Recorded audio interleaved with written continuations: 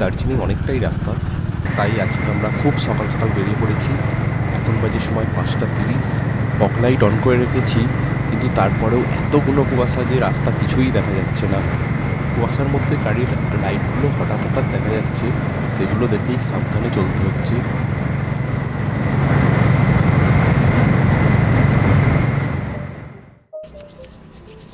এখন সকাল হয়ে গেছে, আমরা চলে এসেছি কৃষ্ণনগরের কাছে।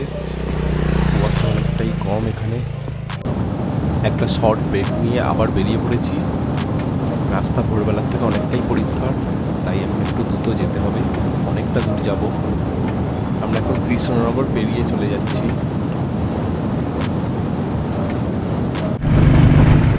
ন্যাশনাল হাইওয়ে 12 দিয়ে যাচ্ছি। ভোরের ঠান্ডা হাওয়া আর খালি রাস্তা রাইডিংয়ের জন্য একদম পারফেক্ট।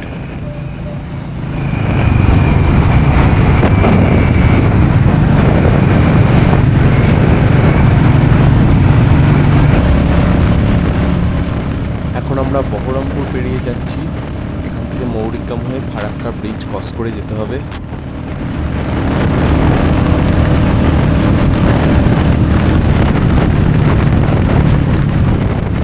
এখানে রাস্তায় ট্রাফিক খুবই কম, যার জন্য আমি জোরে যেতে পারছি।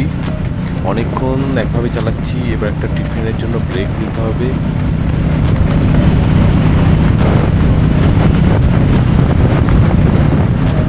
সামনে একটা টোল প্লাজা এসে গেছে, টোলটা পেরিয়ে তারপরে দেখতে হবে কোনো রেস্টুরেন্ট পেলে একটা শর্ট ব্রেক নিয়ে নেবো।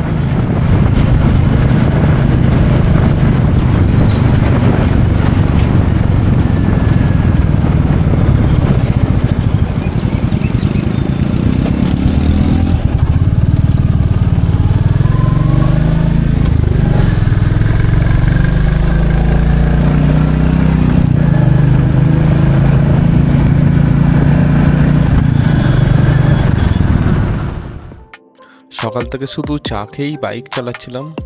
এখন আমরা প্রপার ব্রেকফাস্ট করছি, ব্রেড বাটার আর সাথে অমলেট। ব্রেকফাস্ট করে আবার বেরিয়ে পড়েছি। আর কিছুক্ষণ পর গাড়িতে তেল ভরতে হবে, আর সেখানে একটা শর্ট ব্রেক নিয়ে নেব।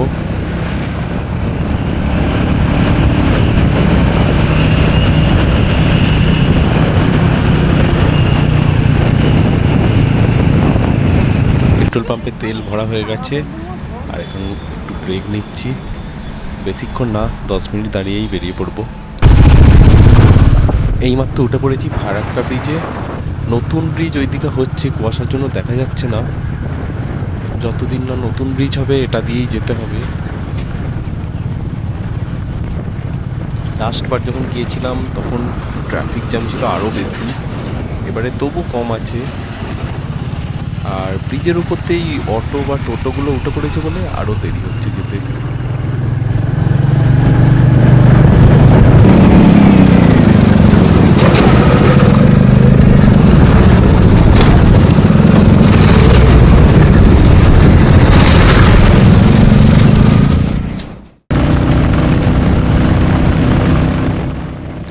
ফারাক্কা ব্রিজ পেরিয়ে আমরা কালিয়াচকের উপর দিয়ে যাচ্ছি।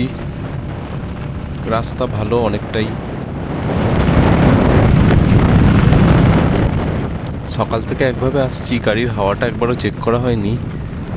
সামনের পেট্রোল পাম্প উঠলে গাড়ির হাওয়াটা চেক করতে হবে।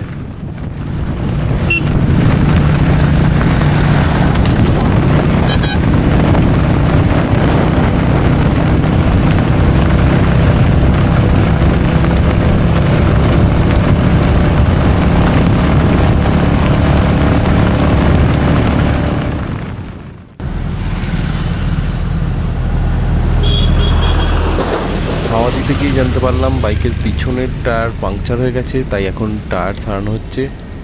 ঠিক টাইমে দোকানটাও পেয়ে গেছি।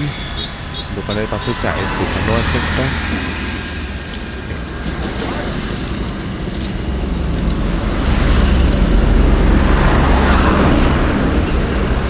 ব্রেকটা বের করেছ?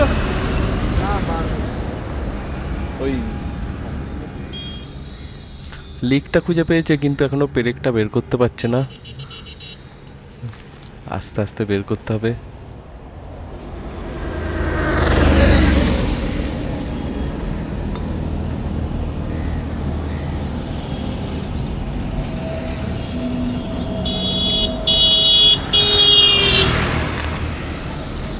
ব্রেকটা ধরো তো। পায়ের ব্রেকটা ধরো। লিক সারানো হয়ে গেছে, আবার আমরা বেরিয়ে পড়েছি।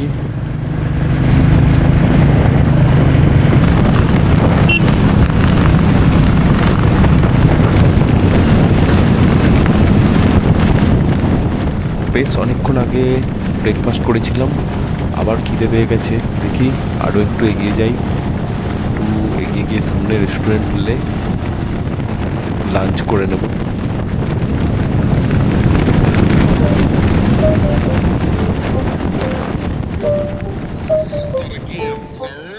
এখন আমরা লাঞ্চ ব্রেক করছি।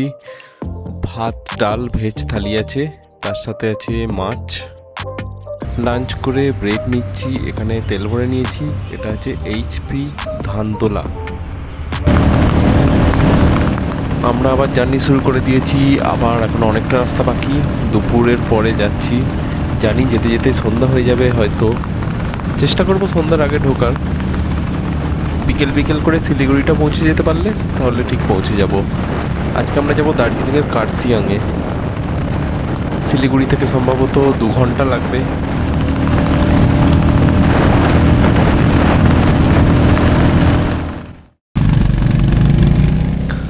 এখন বিকেল হয়ে গেছে আর ফাইনালি আমরা শিলিগুড়ি পৌঁছে গেছি। আর একটু গেলেই শিলিগুড়ি থেকে কার্সিয়াংয়ের দিকে আমরা চলে যাব। এখন একটা ব্রিজ আছে সোজা, এই ব্রিজটা পেরিয়ে ডান দিকে যেতে হবে, যেখানে শিলিগুড়ি মার্কেট আছে। এই মার্কেট দিয়ে গিয়ে বাঁ দিকে বেরোতে হবে।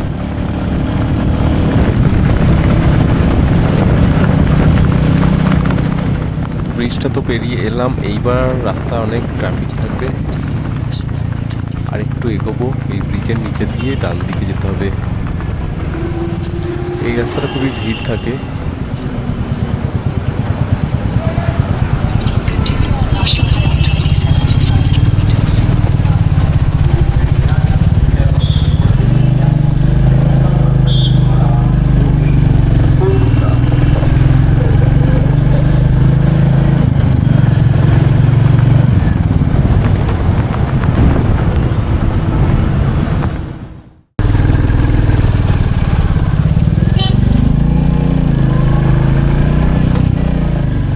প্রায় অনেকক্ষণ হয়ে গেল আমরা শিলিগুড়ি পেরিয়ে এসেছি।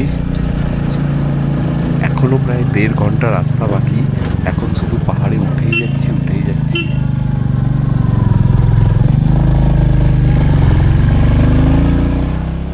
এইখানে রাস্তা খুবই সুন্দর। রাস্তা সরু আছে কিন্তু রাস্তা পরিষ্কার। সূর্যের আলো মাঝে মধ্যে চলে যাচ্ছে, আবার কখনো ঘুরে ঘুরে সূর্যের দিকে যাচ্ছি। সন্ধ্যার একটু পরেই হবে।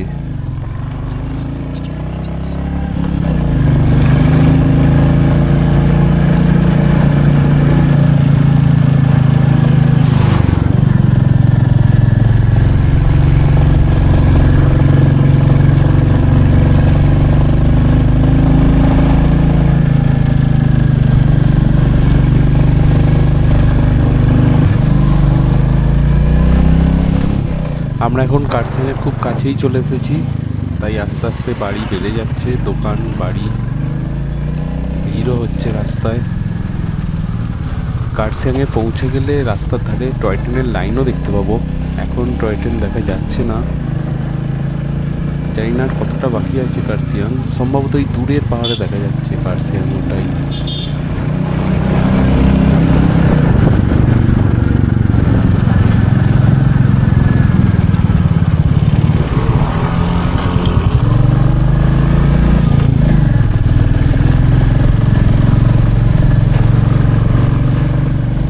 হ্যাঁ, এখন আমরা কার্সিয়াং পৌঁছে গেছি। কার্সিয়াংয়ের উপর দিয়েই যাচ্ছি, কেন মার্কেট আসেনি, সামনেই দেখা যাচ্ছে।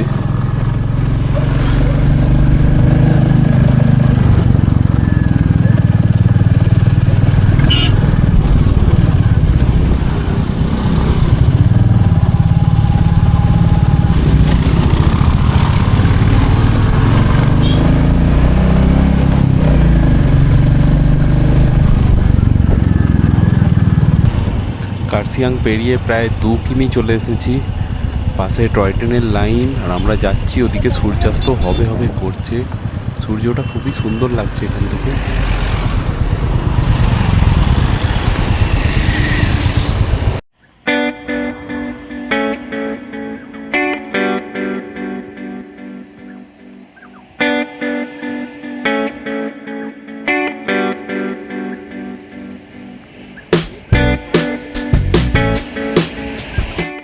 আমরা এখন কার্সিয়াংয়ে পৌঁছে এসে উঠেছি এই কার্সিয়াং কুটি নামের সুন্দর একটা হোমস্টেতে।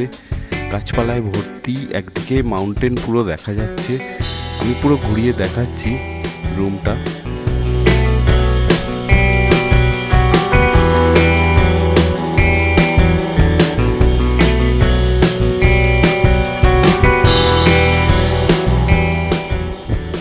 গ্রাউন্ড ফ্লোরে হোমস্টের ওনাররা থাকেন, সাথে রেস্টুরেন্ট আছে। রেস্টুরেন্টে খাবার অর্ডার করলেই করে দেয়। আর এই সিঁড়ি দিয়ে উঠে এই ফার্স্ট ফ্লোরে আছে দুটো রুম। এই সাইডে সুন্দর ভিউ আছে, এইটা ফার্স্ট রুম, ওদিকে আছে একটা সেকেন্ড রুম। আর এই সিঁড়ি দিয়ে উঠে আর একটা রুম আছে। এইটা রুমটা খুলে আমি দেখাচ্ছি রুমের ভিতরটা। খুবই সুন্দর রুম।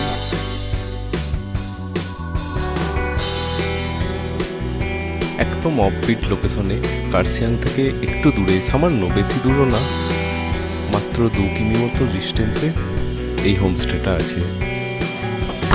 একদম শান্ত পরিবেশ আর চারদিকেই পাহাড়ে ভর্তি।